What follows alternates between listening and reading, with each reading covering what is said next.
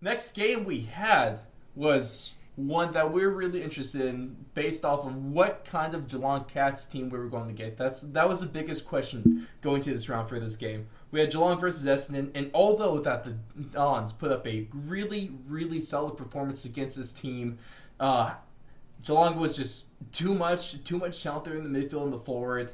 And it also didn't help that this was a really, really inspired team off because of what happened last round. This was a bit of an angry team that we were kind of expecting to see, and they did put it all out on the field, and they took the lead in the second after a bit of a slow start, and they didn't look back from there. Yeah, Jeremy Cameron kicking three of the Cats' first four goals in this, and then you have Tom Hawkins and then Patrick Dangerfield. They combined for 10. Tom Hawkins leading that trio with 6 in this game. And although Jeremy Cameron had a solid game, there's going to be some injury issues with him, so that's going to hurt a little bit here. But, kind of like I said, Eston, they played great. What they've been doing all season is, especially of late, probably like the last 6 rounds, is that they've definitely been overperforming, or at least over exceeding expectations set by the fans and maybe the media.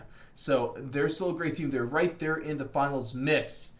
But now Geelong is tied with points tied in points with Brisbane and Port for third, just behind the percentage points. I think they're around 124, whereas Brisbane up there at number 3 is at 134. And so, will Geelong be able to get back into the top 4 this season? Oh man, this is a Geelong. This is a game where it's the good and the bad with Geelong. The Mm-hmm. good, you get a good win over a pesky Essendon team that I've enjoyed watching. I think they ran out of steam. I think Mm-hmm. unfortunately this young Essendon team I think is hitting a tiny bit of a wall, and at the worst possible time because you're still in the hunt for finals. Yep. You're still 6 points back out of 8 at this present point, and unfortunately you run into a very veteran, experienced, and very savvy Geelong team, and your style didn't really work at Cadinia Park, which is long and skinny, and I think it really, really plays to Geelong's advantage.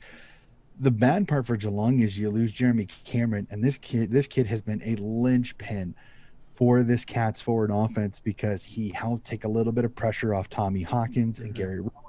He gives that other target that I think can just literally give teams headaches. And unfortunately, this hamstring's probably going to take him out till close to the finals.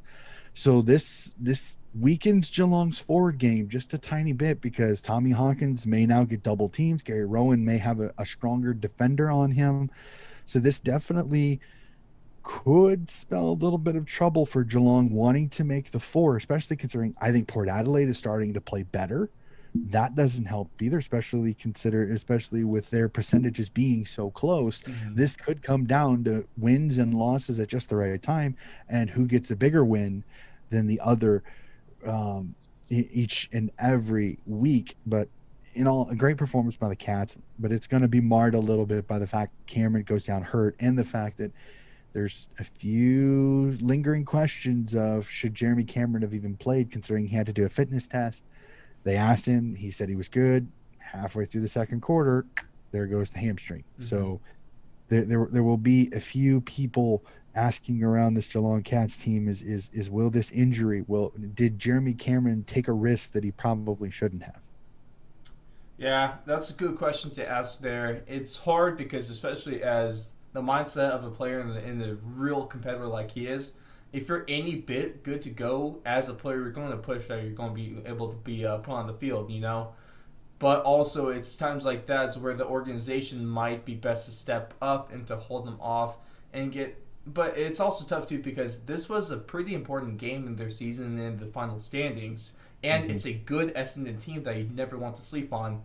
So I hope no one really gets too much flack because this ended up being just a really tough decision to make, and it just unfortunately didn't end up working out in their favor.